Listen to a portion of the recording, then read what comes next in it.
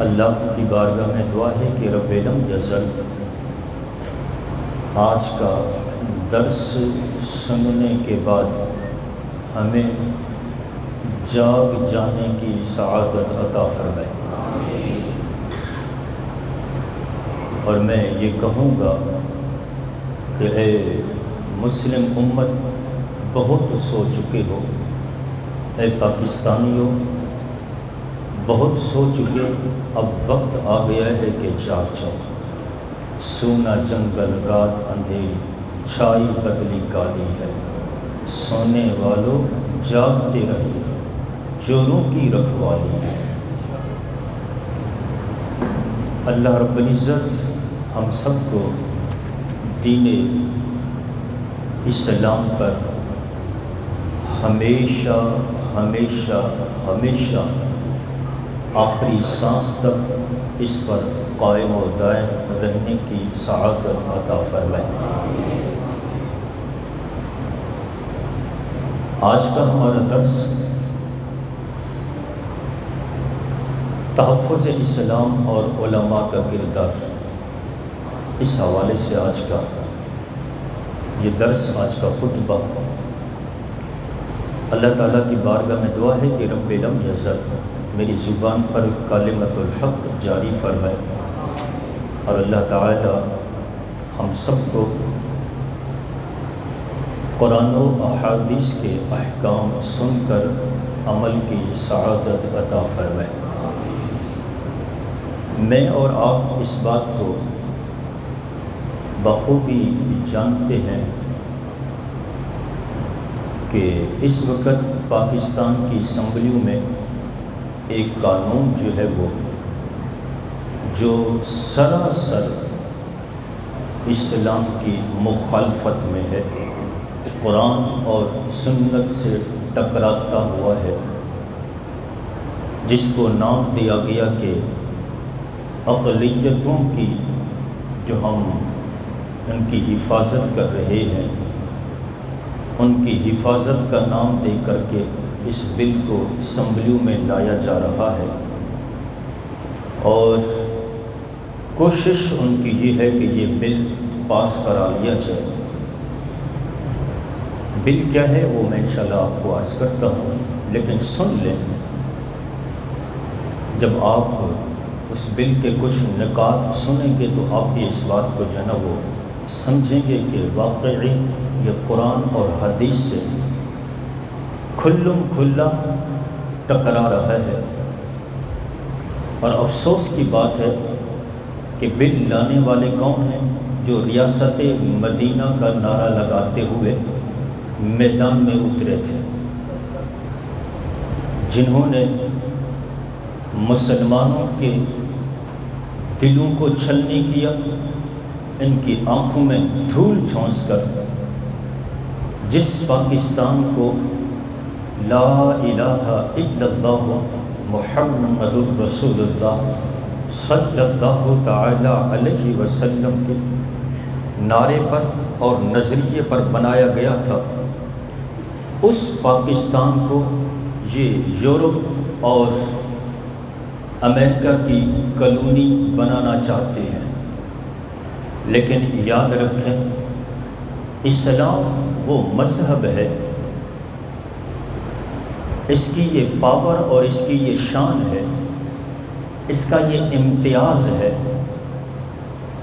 کہ اس کا ماننے والا کبھی چھپ کر رہ ہی نہیں سکتا۔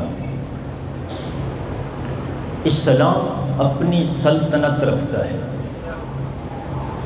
اسلام کو 4 فٹ کی جگہ نہیں، 12 فٹ کا کمرہ نہیں، یا 5 مرلے کا گھر نہیں چاہیے۔ اسلام کی اپنی سلطنت ہے، اسلام اپنی سلطنت کے ساتھ قائم رہنا چاہتا ہے، رہا ہے، اور یہ بات بھی یاد رکھیں کہ اسلام پوری دنیا کو اپنے زیر سایہ رکھنے والا کامل اور اکمل ترین مذہب ہے، اور غالب آنے والا یہ مذہب ہے۔ ایک وقت آئے گا کہ پوری دنیا کے اوپر صرف اسلام کا جھنڈا لہرائے گا،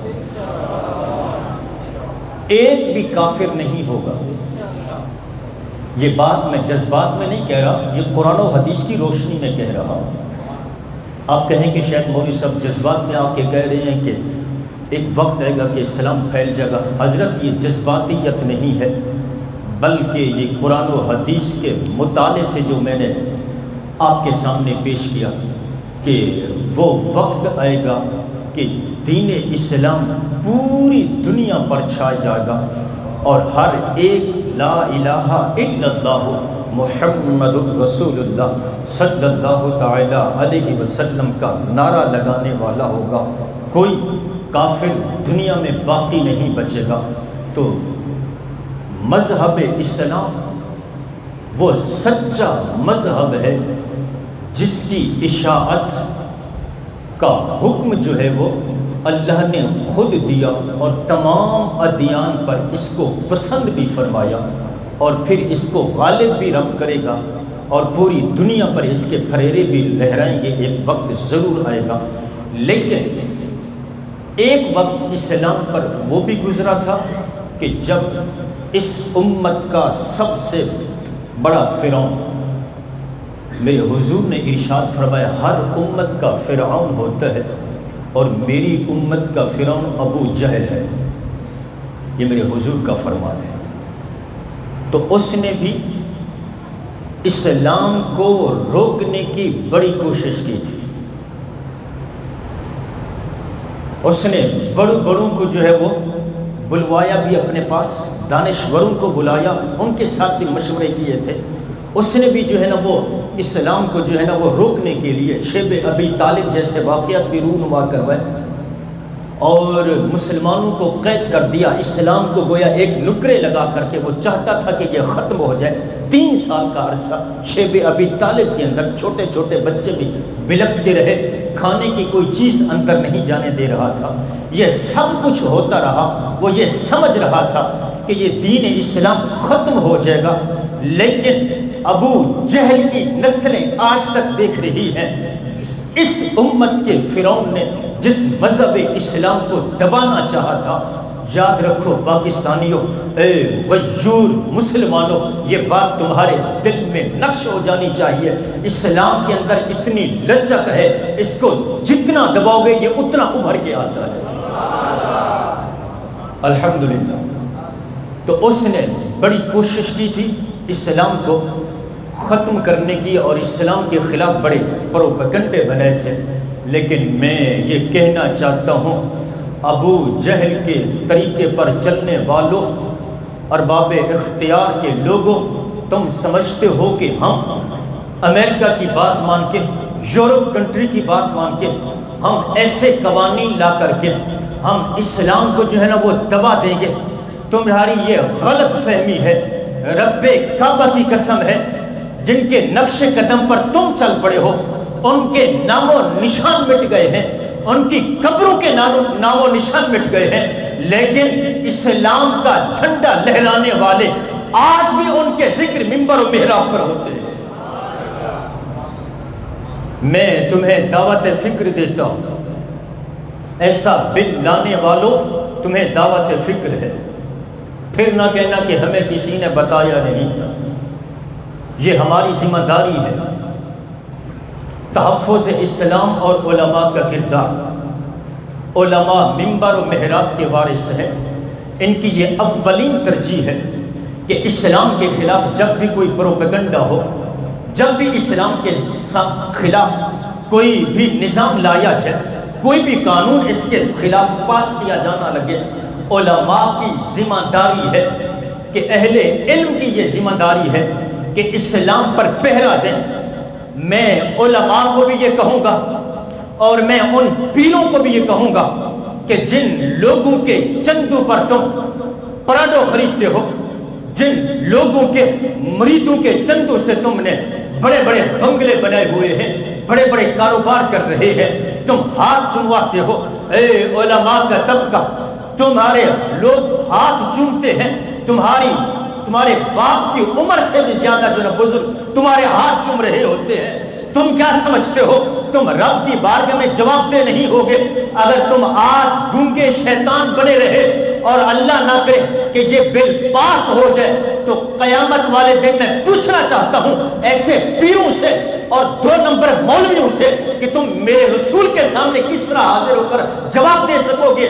اگر میرے آقا نے پوچھ لیا کہ بتاؤ میرے منبر پر بیٹھنے والوں، میرا نام لے کر تمہیں جناب عزتیں ملی تھی اور میرا نام لے کر کے لوگ تمہارے ہاتھ چومتے تھے، تم نے میرا نام لیا تو لوگوں نے تمہاری ذات نہیں پوچھی تھی، لوگوں نے تم سے کسی چیز کا مطالبہ نہیں کیا تھا، بلکہ وہ تمہارے ہاتھ بھی چومتے تھے، تمہیں نذرانے بھی پیش کرتے تھے، تمہارے پیر بھی لوگ چومتے تھے۔ تو پیروں، پیر بنے بیٹھے ہو، بڑے بڑے آستانے چلانے والوں، جواب دو کہ میرے دین پر جب حملہ کیا تھا اس وقت کے فرعونوں نے، تو جواب دو کہ تم نے میرے دین کے لیے کیا کیا تھا۔ علماء کا یہ پہلا اولین فریضہ ہے کہ اگر اسلام پر کوئی قدغن لگائے تو علماء کو جہاں ہاتھ چموانے اچھے لگتے ہیں تو اس وقت حسینی کردار ادا کرتے ہوئے میدان عمل میں آنا بھی علماء پر فرض ہے، علماء کی ذمہ داری ہے۔ تو حضرات محترم، یہ جو بل اسمبلیوں میں لایا جا رہا ہے، بہت سو کو ہو سکتا ہے پتہ بھی ہو، اور جن کو نہیں پتہ، یہ بل جس کے چند نکات اور میں اس کے اندر جو موٹی موٹی چیزیں ہم جس کو کہہ سکتے ہیں وہ میں آپ کو عرض کر دیتا ہوں۔ یہ بل پاس کیا جا رہا ہے کہ 18 سال سے کم عمر کا کوئی غیر مسلم فرد اسلام قبول نہیں کر سکتا۔ اور یاد رکھو، اسلام قبول کرنے کے لیے تو عمر کی شرط ہی نہیں ہے، اسلام قبول کرنے کے لیے تو بلوغت بھی شرط نہیں ہے کہ بالغ ہو جائے تو پھر اسلام قبول کرے، اس کی تو کسی قسم کی جناب کوئی شرط نہیں ہے۔ بلکہ اگر ہم پیچھے تاریخ میں پلٹ کر دیکھیں اور اپنی سنہری تاریخ کو اٹھا کر کے دیکھیں تو ہمیں یہ بات اور یہ الفاظ آج بھی تاریخ کے صفحوں پر جو ہے وہ سنہری حروف کے ساتھ، میں کہوں کہ سونے کے حروف کے ساتھ لکھے ہوئے نظر آتے ہیں۔ تو ان حروف کی سونے سے بھی زیادہ قدر ہے جب میرے آقا کریم علیہ الصلوۃ والسلام کوہ ابی قبیس کے بعد پلٹ کر کے کہہ رہے تھے کہ کون ہے میرا ساتھ دینے والا، میرے ساتھ کون چلنے والا ہے۔ اس مجمع میں ایک بچہ اٹھ کے کھڑا ہوتا ہے، تاریخ کہتی ہے اس کی عمر 7 سال کی تھی۔ 7 سال کا بچہ اٹھ کے کہتا ہے کہ آقا آپ کے ساتھ کوئی چلے نہ چلے، علی بن ابی طالب آپ کے ساتھ کھڑا ہوا ہے۔ علی المرتضیٰ شیر خدا کرم اللہ وجہہ الکریم حضرت جب کلمہ پڑھ رہے تھے، حضور کے ہاتھ میں ہاتھ دے رہے تھے، اس وقت آپ کی عمر 7 سال کی تھی۔ میرے حضور نے یہ نہیں فرمایا علی ابھی تم بالغ نہیں ہوئے، جاؤ ذرا ابو سے تو پوچھ لو پھر دار اسلام میں داخل ہو جانا۔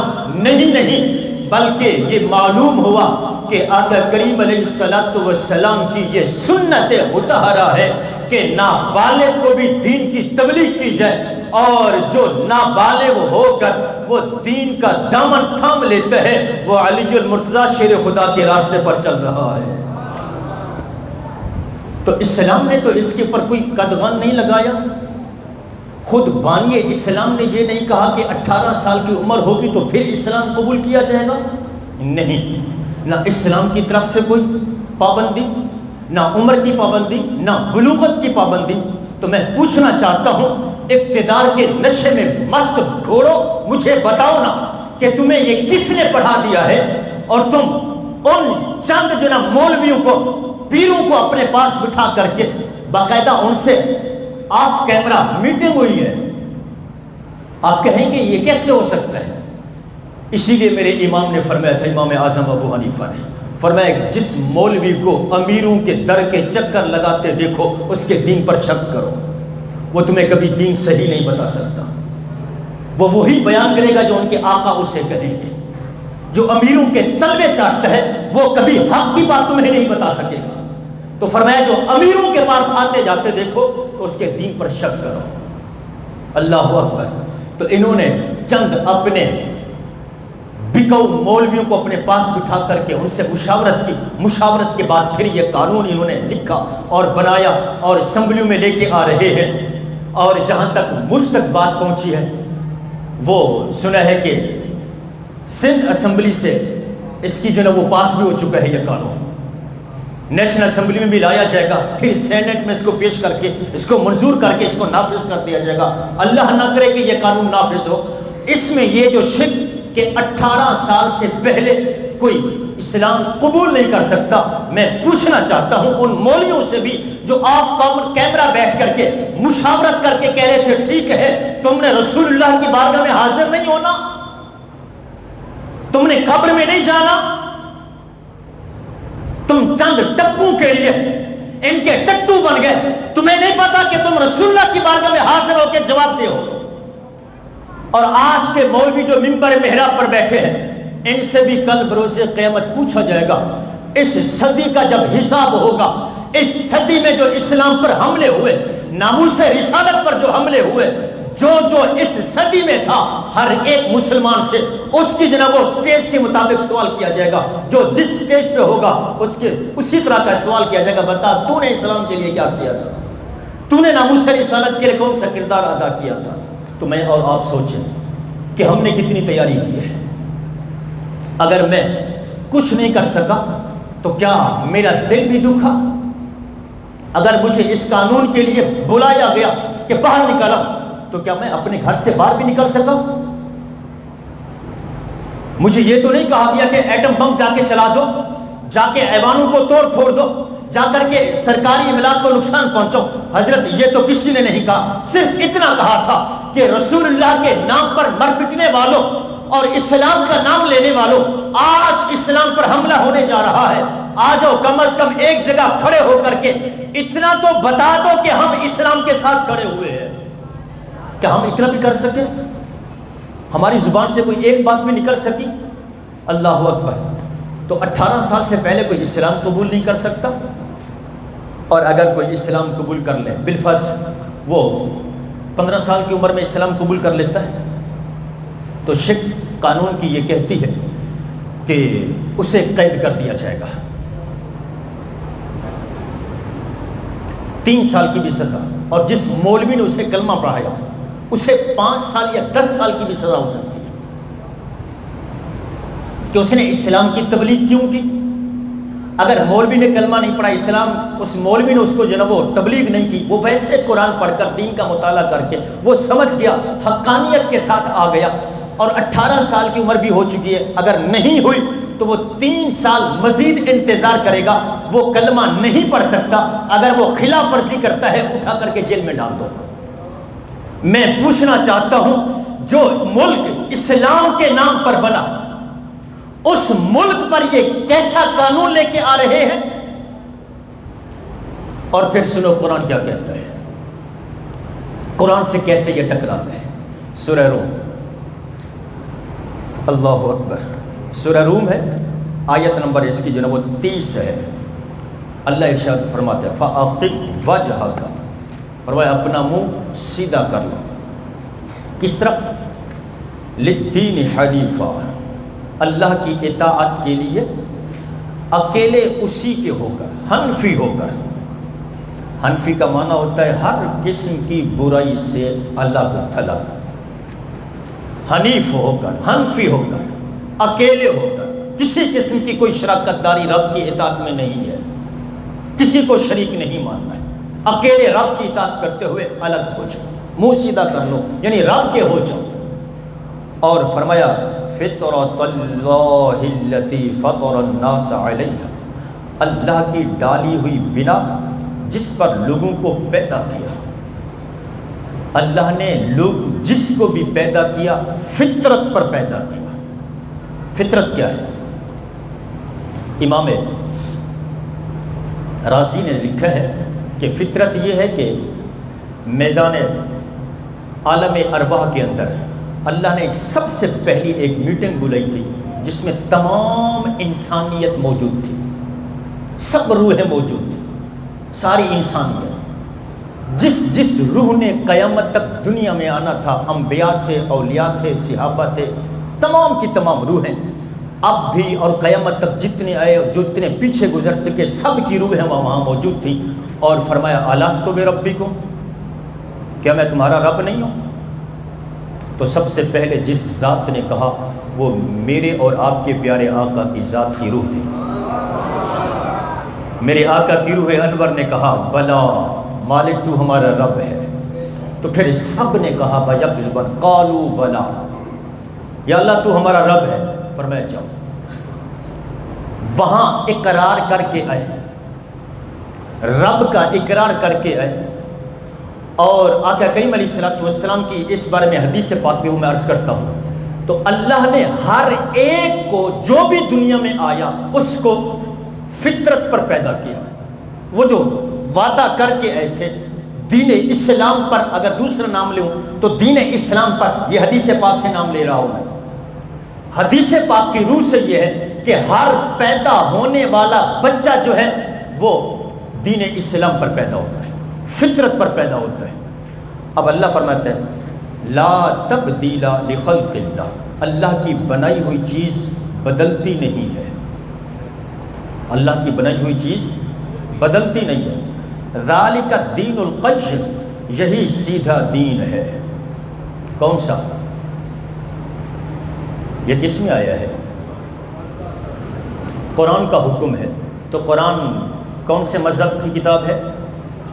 اسلام کی۔ تو اللہ کیا فرماتا ہے؟ اسلام سیدھا مذہب ہے، سچا مذہب ہے۔ اور یاد رکھیں جب میرے آقا کریم علیہ الصلوۃ والسلام تشریف لے آئے تو حضور کی تشریف آوری کے بعد پچھلے سارے دین منسوخ ہو گئے، پچھلی ساری شریعتیں منسوخ ہو گئی، پچھلے تمام انبیاء کی شریعتیں کتابیں منسوخ ہو گئی، احکامات منسوخ ہو گئے۔ اب قیامت تک نیک وہی کہلائے گا جس کے دامن میں رسول اللہ کا، جس کے ہاتھ میں رسول اللہ کا دامن ہوگا، جس نے لا الہ الا اللہ محمد الرسول اللہ پڑھا ہوگا۔ اب اس کو نیکی بھی اس کے کام آئے گی، صدقہ خیرات بھی اس کے کام آئے گا، سب کچھ اس کے کام آئے گا، لیکن جب تک میرے حضور کا دامن نہیں تھامے گا اس کو کسی بھی قسم کے اجر و ثواب سے محروم رکھا جائے گا، وہ کسی اجر و ثواب کا مستحق نہیں ہو سکتا۔ اب قرآن کہتا ہے کہ یہ سچا اور سیدھا دین ہے، اور فرمایا وَلَكِنَّ أَكْثَرَ النَّاسِ لَا يَعْلَمُونَ، لیکن اکثر لوگ بہت سے اس کو نہیں جانتے۔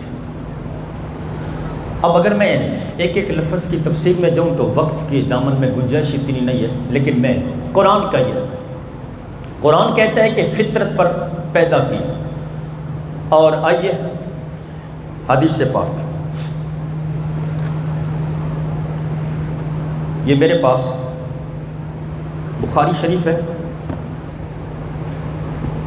اس میں ایک حدیث پاک جو آقا کریم علیہ الصلوۃ والسلام نے حضرت ابو ہریرہ اس حدیث کے راوی ہے،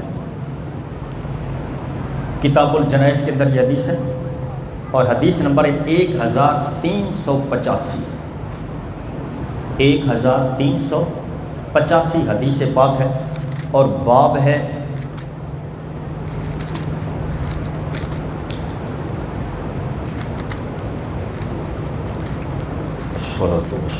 باب ما قیل فی اولاد المشرکین۔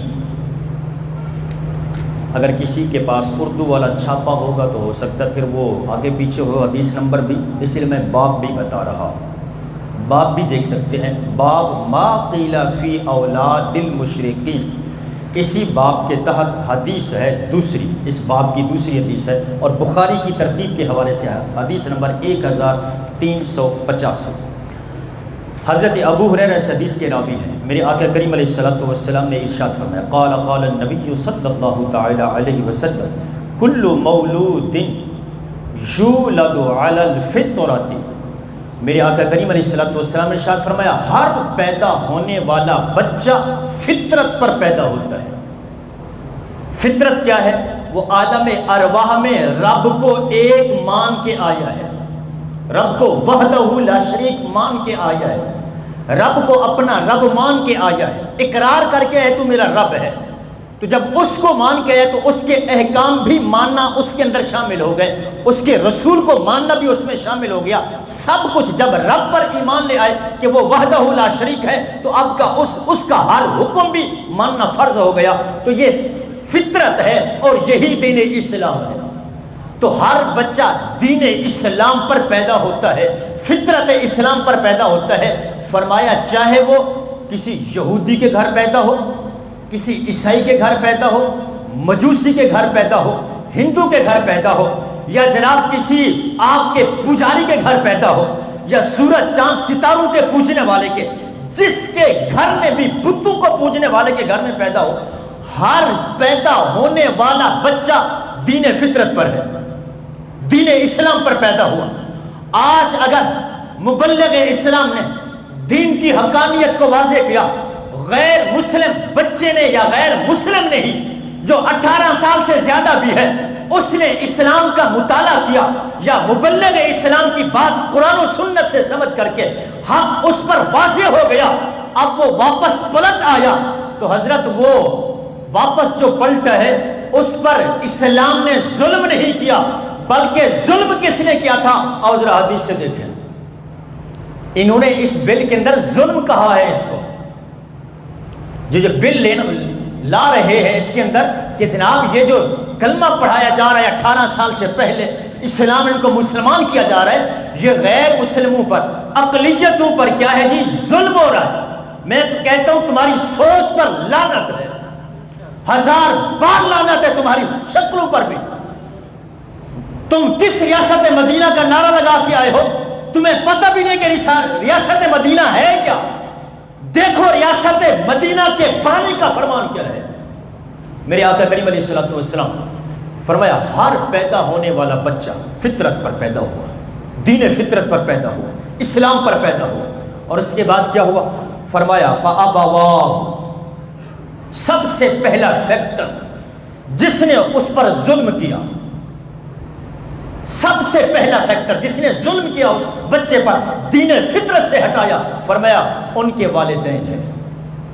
اب ماں باپ کی مرضی، اسے یہودی بنے، عیسائی بنے، اسے ہندو بنے، بت پرست بنے، جو مرضی اسے بنے، اسے بدعقیدہ بنے، سب سے پہلے ماں باپ، پھر اس مذہب کے جو ہے نا وہ ماننے اپنا تبلیغ کرنے والے ٹیچر جس کو ہم کہہ سکتے ہیں، جنہوں نے ان کو فطرت سے ہٹا کر کے یہودیوں نے یہودی بنایا، لیکن پہلے یہودی ماں باپ نے بنایا، پہلے عیسائی ماں باپ نے بنایا، بچوں کو پہلے ہندو ان کے ماں باپ نے بنایا، سکھ ان کے ماں باپ نے بنایا، جو بھی تھے پیدا وہ فطرت پر ہوا تھا، دین اسلام پر ہوا تھا، لیکن ماں باپ نے اس کو جناب وہ کسی کو کیا بنا دیا، کسی کو کیا بنا دیا، کسی کو بد مذہب بنا دیا، کسی کے عقیدے خراب کر دیے۔ اب اگلا سٹیپ ہے ٹیچر کا، اس ٹیچر نے فطرت سے ہٹا کر کے ان کو غلط عقائد دے کر کے ان کو اندھیری گھاٹی میں اتار دیا۔ لیکن اب جب کسی مبلغ نے تبلیغ کی، کسی مبلغ اسلام نے اسلام کی حقانیت کو واضح کیا، جب کسی مبلغ نے اسلام کی روشنی کو پھیلایا اور اس اندھیرے میں بھٹکتے ہوئے مرد کے پاس اسلام کا نور پہنچا، اس کا دل منور ہوا، کفر کے اندھیرے چھٹے، وہ بھی میدان میں اٹھ کے کھڑا ہو گیا، اس نے کہا کہ لا الہ الا اللہ محمد الرسول اللہ۔ تو اب اس پر قدغن لگایا جا رہا ہے کہ یہ واپس نہیں آ سکتا۔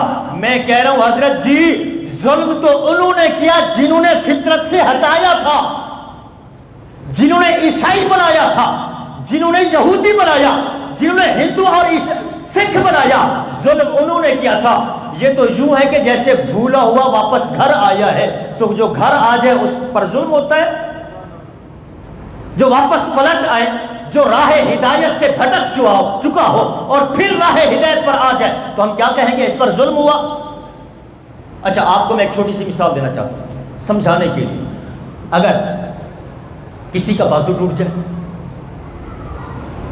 اب وہ جراح کے پاس چلا گیا، اب جراح نے بازو چڑھانے کے لیے اس کو جو کچھ بھی کیا اپنے فن کے مطابق، اس نے جو بازو چڑھایا، بازو سیدھا کر دیا، تو میں پوچھنا چاہتا ہوں جراح نے اس کے ساتھ ظلم کیا؟ چلیں، کوئی بیمار ہو گیا، ڈاکٹر کے پاس چلا گیا، ڈاکٹر نے انجیکشن لگا دیا، ڈاکٹر نے ظلم کیا؟ بس اب آقا کریم علیہ الصلوۃ والسلام نے اس حدیث میں ایک مثال بھی پیش کی ہے. یہ میں نے مثالیں پیش کی ہیں, جو حضور نے مثال پیش کی ہے وہ بھی سنیں. میرے آقا نے ارشاد فرمایا جیسے کمثل البہیمۃ تنتج البہیمۃ هل تری فیہا جدعا. حضور نے ارشاد فرمایا کہ جیسے کوئی جانور اپنے بچے کی پیدائش کے وقت جو بچے کو جنم دیتا ہے, وہ جو مادہ بچہ پیدا کرتی ہے جانور مادہ, فرمایا وہ جو بچہ پیدا ہوتا ہے, کبھی دیکھے اس کی ٹانگ ٹوٹی ہوئی ہو؟ صحابہ نے کہا حضور نہیں. کان کٹا ہوا؟ حضور نہیں. فرمایا 2 سال کے بعد اس کی ٹانگ ٹوٹ گئی. اگر بعد میں اس کے سینگ بھی تو آج کاٹے جاتے ہیں, اچھا اس کے کان بھی کاٹے جاتے ہیں, لیکن جب پیدا ہوا تو کان نہیں کٹا ہوا تھا. میرے حضور نے یہ مثال دی ہے کہ ہر بچہ دین فطرت پر پیدا ہوتا ہے. جس طرح کے جانور جو ہے وہ مادہ بچے کو جنم دیتی ہے تو اس کا بچہ صحیح سالم ہوتا ہے, اس کی چاروں ٹانگیں صحیح سالم ہوتی ہیں, اس کے کان صحیح سالم ہوتے ہیں. اگر بعد میں کسی کو کان کٹا جانور نظر آئے تو وہ یہ نہیں کہہ سکتا کہ پیدا ہوتے ہی کان کٹا تھا. کان تو بعد میں کٹا, پیدا ہوتے ہی ایسا تھا نہیں صاحب. فرمایا اسی طرح جب بچہ پیدا ہوتا ہے وہ ہر پیدا ہونے والا بچہ فطرت دین پر پیدا ہوتا ہے, دین اسلام پر پیدا ہوتا ہے. اب جو دین اسلام پر پیدا ہوا تھا, ماں باپ نے عیسائی بنا دیا, ماں باپ نے یہودی بنا دیا, کسی نے اس کو سکھ اور ہندو بنا دیا. تو اب جب اس پر اسلام پھر واضح ہوا, اس نے خود اسلام کا مطالعہ کیا, اب حقانیت اس پر واضح ہو گئی, تو اب وہ اسلام میں داخل ہونا چاہتا ہے. وہ پھر سے اسی اپنے جس مذہب پہ آیا تھا اسی پر واپس پلٹا ہے. میں پوچھنا چاہتا ہوں, آپ بھی صاحب عقل ہیں, صاحب فراست ہیں, آپ سمجھ سکتے ہیں اس بات کو, تو کیا جو دین اسلام کو قبول کر رہے ہیں اس پر ظلم ہو رہا ہے؟ تو ایوانوں میں بیٹھ کر کے یہودیوں کے ٹکڑوں پہ پلنے والوں, ان کے سامنے اپنے کاسا جناب پھیلانے والوں اور ان کے چرنوں میں بیٹھ کر کے ان کی باتیں سننے والوں, تم نے یہ قانون بنا کر کے یہ کیسے کہا کہ کسی غیر مسلم کو 18 سال سے پہلی عمر میں اسلام قبول کروانا یہ ظلم ہے؟ میں پوچھنا چاہتا ہوں کہ تم نے کہاں سے پڑھا ہے؟ یہ کس قرآن و سنت کا قول ہے؟ اور یہ بل تو کسی بھی بھارت کے اندر یہ بل منظور ہوا کہ کوئی ہندو اسلام قبول نہیں کر سکتا, یا چھوٹی عمر میں اسلام قبول نہیں کر سکتا, یا 18 سال کی عمر میں. اس کے بعد اب جو اگلی شک ان کی کیا ہے, 18 سال کے بعد اگر وہ اسلام قبول کرنا چاہتا ہے تو وہ کیا کرے گا؟ وہ جناب سب سے پہلے ایڈیشنل سیشن جج کو جا کے درخواست دے گا کہ جناب میں مسلمان ہونا چاہتا ہوں. اب جج کیا کرے گا, 7 دن کے اندر اندر اس کے انٹرویو کی تاریخ رکھے گا. اب جب اس سے پوچھے گا تو کیوں اسلام قبول کرنا چاہتا ہے, کیا وجہ ہے اسلام قبول کرنے کی, پھر اس کو جو 18 سال کی عمر کے بعد اسلام قبول کرنا چاہتا ہے, اس بل کی شک کہہ رہی ہے کہ وہ پہلے جج کو درخواست دے, پھر درخواست کے بعد جج انٹرویو کرے گا, اس کے بعد اس کو 90 دن کا ٹائم دے گا, 3 مہینے کا ٹائم. کیا کر, جس مذہب سے آیا ہے اس کی کتابیں دوبارہ پڑھ, اسلام کو قبول کرنا چاہتا ہے اس کی کتابیں پڑھ, پھر 90 دن کے بعد آنا, پھر بتانا کہ سچا مذہب کون سا ہے, پھر دیکھیں گے. یعنی یہ کون سا قانون بنانے جا رہے ہو؟ اور اسلام کیا کہتا ہے؟ سنو, اسلام یہ کہتا ہے کہ اگر کوئی غیر مسلم جس پر اسلام کی حقانیت واضح ہو گئی اب وہ کلمہ پڑھنا چاہتا ہے تو اب اس کے لیے حکم کیا ہے؟ فرمایا کہ اگر وہ آیا مسلمان کے پاس اور وہ مسلمان نماز پڑھ رہا تھا, مسلمان کیا کر رہا تھا؟ فرض نماز پڑھ رہا تھا مسلمان, اور اس نے آ کے کہا کہ حضرت میں نے اسلام قبول کرنا ہے, تو علماء کہتے ہیں کہ اسی وقت وہ فرض نماز توڑ دے اور اسے کلمہ پڑھائے, اس وقت اسے کلمہ پڑھائے, نماز بعد میں ہوگی. اگر اس کی بے شک وہ آخری رکعت رہ گئی ہے, رکعتیں پھر بعد میں 4 کی 4 پڑھے گا, لیکن ایک رکعت کے ٹائم میں بھی اس کو اجازت نہیں ہے کہ وہ اس کے کفر پر راضی رہے. اسلام اس بات کی اجازت نہیں دیتا. اور یہ قانون یہ تو کہتا ہے جناب 7 دن پہلے وہ انتظار کرے گا، جج انٹرویو کے لیے تاریخ دے گا، پھر 90 دن مطالعے کے لیے دے گا کہ جاؤ اپنے مذہب کو پھر سے پڑھو، کہیں تم غلط تو نہیں آ رہے۔ یار یہ کون سا قانون ہے؟ اور سنو، تم نے اقلیتوں کے نام پر تو اسلام پر جنہوں قدغن لگا دی۔ ریاست مدینہ کا نام لینے والے نام نہاد حکمرانوں، میں تم سے پوچھنا چاہتا ہوں، تم نے کبھی ریاست مدینہ کے حکمرانوں کی سیرت بھی پڑھی ہے؟ تم نے کبھی ریاست مدینہ پر حکومت کرنے والے حضرت عمر فاروق کے قوانین بھی پڑھے ہیں؟ اگر نہیں پڑھے تو میں تمہیں تمہاری رہنمائی کے لیے بتانا چاہتا ہوں۔ سنو، حضرت عمر فاروق نے جب شام فتح کیا، وہاں کے جو لوگ ذمہ رہ گئے، جنہوں نے کہا کہ جی ہم آپ سے جنگ نہیں کریں گے، ہمیں یہاں رہنے دیا جائے، ہمیں یہاں سے نہ نکالا جائے، ہم ٹیکس پے کریں گے، فرمایا ٹھیک ہے بات تو ہوگی، لیکن ایک بات یاد رکھو، تم یہاں رہ کر اپنے مذہب کی تبلیغ نہیں کر سکو گے۔ یہ ریاست مدینہ ہے، ریاست مدینہ میں حضرت عمر فاروق نے یہ شک قائم کی کہ غیر مسلم ہماری مملکت میں رہ سکتے ہیں ذمہ بن کر، ہمیں ٹیکس دے کے وہ رہ سکتے ہیں، لیکن شرط یہ ہے وہ اپنے مذہب کی تبلیغ نہیں کر سکتے۔ انہوں نے کہا ٹھیک ہے جی ہم تبلیغ نہیں کریں گے۔ چند دن کے بعد، کچھ عرصے کے بعد، آپ امتحان لینے چلے، ملک شام میں گئے اور ان کے بچوں کو بلایا۔ حضرت عمر فاروق نے ان ذمیوں کے بچوں کو بلایا، عیسائیوں کے بچوں کو بلایا، اور ان سے جب پوچھ گچھ کی تو انہوں نے حضرت عزیر اور حضرت عیسیٰ کے بارے میں حضرت عمر فاروق رضی اللہ عنہ نے پوچھا کہ آپ ان کے بارے میں کیا جانتے ہو؟ حضرت عزیر کون ہے؟ حضرت عیسیٰ علیہ السلام کون ہے؟ جو یہودی تھے بچے، انہوں نے کہا جی حضرت عزیر جی اللہ کے بیٹے ہیں، اور جو عیسائی تھے انہوں نے کہا جی حضرت عیسیٰ جو اللہ کے بیٹے ہیں۔ اور سنو حضرت عمر کا فیصلہ، حضرت عمر فاروق نے ان کے بڑوں کو بلا لیا، کہا اب تم ہمارے غدار ہو، اب تم ہمارے غدار ہو، تم نے ہمارے ساتھ غداری کی ہے۔ انہوں نے کہا حضرت کیا بات ہوئی؟ ہم نے کوئی آپ کے ساتھ غداری نہیں کی۔ کہا ہمارے ساتھ جو معاہدہ کیا تھا تم نے معاہدہ توڑا ہے۔ انہوں نے کہا حضرت ہم نے تو کسی کو تبلیغ نہیں کی۔ کہا تمہارے بچے یہ کہتے ہیں کہ عزیر اللہ کے بیٹے ہیں اور عیسیٰ اللہ کے بیٹے ہیں، تم نے تبلیغ نہیں کی تو بچے یہ کیسے کہہ رہے ہیں؟ تم نے اپنے بچوں کو کیوں کہا کہ یہ اللہ کے بیٹے ہیں جب ہمارا معاہدہ ہوا تھا کہ تم تبلیغ نہیں کر سکتے؟ ریاست مدینہ، تمہیں کیا پتا ریاست مدینہ کیا ہے؟ شرم آنی چاہیے تم لوگوں کو۔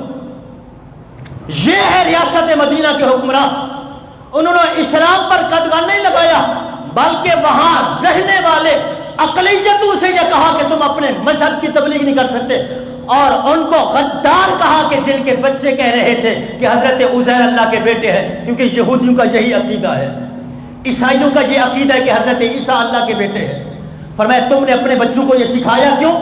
تم غدار ہو۔ اللہ اکبر! کہاں اس ریاست مدینہ کے یہ رولز اور کہاں آج کے رول، کہاں ریاست مدینہ کے وہ قوانین اور نعرہ لگانے والوں کے قوانین کہ 18 سال کی عمر میں بھی اگر کوئی اسلام قبول کرے گا تو جج اس کو جناب 90 دن کا ٹائم دے گا۔ یہ شرم آنی چاہیے تم لوگوں کو، دین کے ساتھ مذاق۔ اللہ اکبر!